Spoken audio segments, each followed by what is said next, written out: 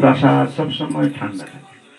তো সেই ঝিলের মধ্যে কি করছে, বীরবল আকবরের পুত্রকে নিয়ে নৌকায় করে খেলা করছে।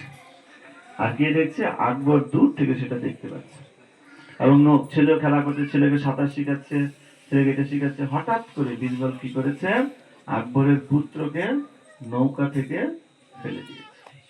আর যখনই ফেলে দিয়েছে, আকবর দেখতে পেয়েছে তার ছেলেকে বীরবল নৌকা থেকে ফেলে দিয়েছে। আকবর তৎক্ষণাৎ দৌড়ে সেখান থেকে লাফ দিয়ে জিলে পড়ল এবং জিলে গিয়ে সাঁতরে গিয়ে তার সন্তানকে ধরতে গেল, বাঁচাতে গেল।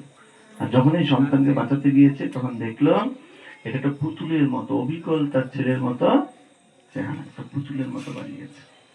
তখন আকবর জিজ্ঞাসা করলো বীরবলকে যে তোমার এত ক্ষমতা কি করে হয়? তুমি কি আমার ছেলের সঙ্গে খেলছো না আমার সঙ্গে খেলছো, কার সঙ্গে খেলছো? হ্যাঁ, তখন আকবর কি বললো, বীরবল কি বললো, যে আপনার তো অনেক দাস দাসী আছে, আপনি তো ওখান থেকে কোনো মন্ত্রীকে পাঠাতে পারতেন, আপনার কত লোক আছে তাদেরকে পাঠাতে পারতেন, আপনি স্বয়ং কেন এখানে আসলেন? আপনার আসার কি প্রয়োজন ছিল?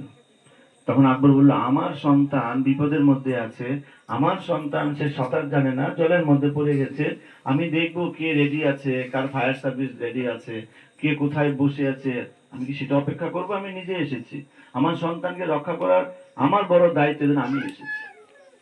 তখন বীরবল বললেন, ঠিক আমরা হচ্ছে অমৃতেশ্ব পুত্র, আমরা হচ্ছে ভগবানের সন্তান। এই আমাদের মধ্যে যে আত্মা রয়েছে, এই আত্মা হচ্ছে ভগবানের অংশ। সেই সূত্রে আমি হচ্ছে, আমরা প্রত্যেকে ভগবানের সন্তান।